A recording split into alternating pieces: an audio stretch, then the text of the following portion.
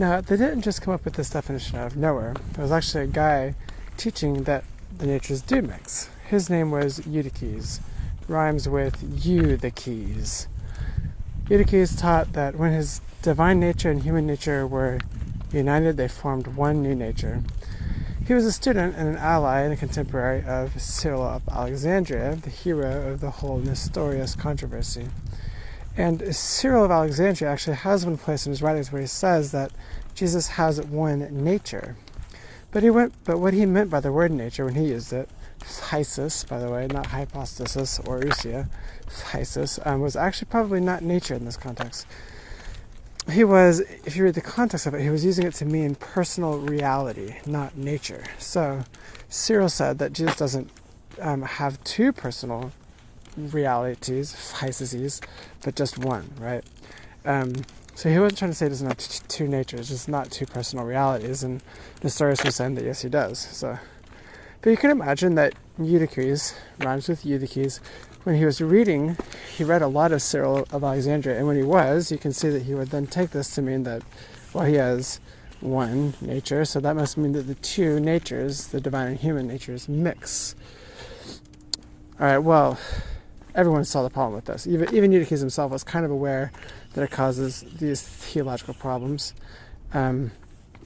If his divinity is no longer the same and his humanity is no longer the same, that's an issue. So basically the entire church realized this was an issue. From Alexandria to Rome to Constantinople, they agreed that something is wrong with the Christology and the thinking of Eutyches, this guy, and they decided we need to have a council.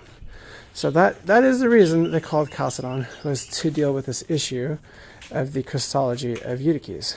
And the Bishop of Rome at the time, Leo I, drafted what's called the Tome of Leo. It was just a letter to the Emperor of Constantinople, Flavian, in which he put forward a new definition which dealt with this issue, and they accepted this definition at Chalcedon. Not everyone agreed with the definition of Chalcedon.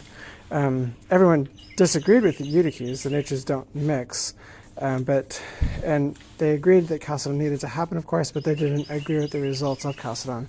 A lot of people still said that, no, there's just one nature. So they maintained that they were in line with Cyril of Alexandria. Remember, Cyril of Alexandria said there's one physis, there's one nature.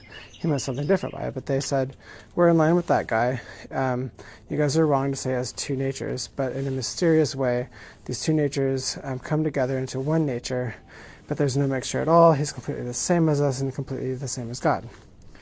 And that context where you have some people who agreed with the Chalcedonian definition, that's us, by the way, we agree with it, and some people who disagreed with it, is actually the context for the last council that we're going to discuss today. And in my opinion, it really shows why the definition of Chalcedon was correct.